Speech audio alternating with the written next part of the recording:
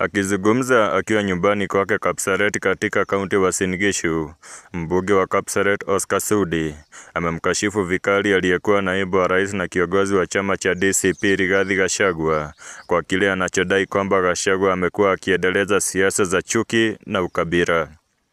Vilevile Sudi amesisitiza kwamba wakazi wa eneo la Mlima Kenya wanapaswa wawe na kiongozi mbadala, huku akieleza kwamba jamii hii ikiendelea kumfuata Gachagua atawapotosha kisiasa na kimaendeleo. Ndio hii sasa umefika kwa watu wako.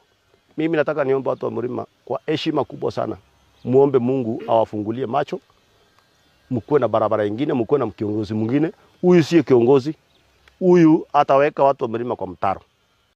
Pamoja na hayo, mbunge Sudi ameendelea kueleza kwamba kinara wa chama cha DCP hapaswi kusherehekea ushindi wa aliyekuwa mgombea wa chama cha DCP katika kinyang'anyiro cha ubunge katika eneo la Ol Kalou, akieleza kwamba Sami Douglas ataingia katika bunge la 13 huku Gachagua akisalia wa Munyoro.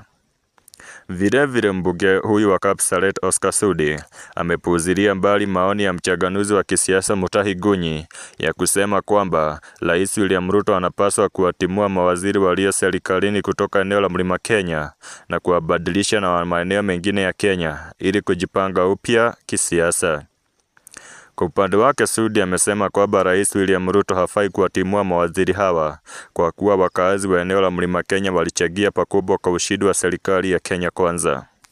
Na nirudie pia nikwambie, kama ingekuwa mimi Sudi, singekubali mtu yote Mount Kenya atolewe kwa kiti, kwa sababu ile kiti William Ruto anakalia kwa sasa,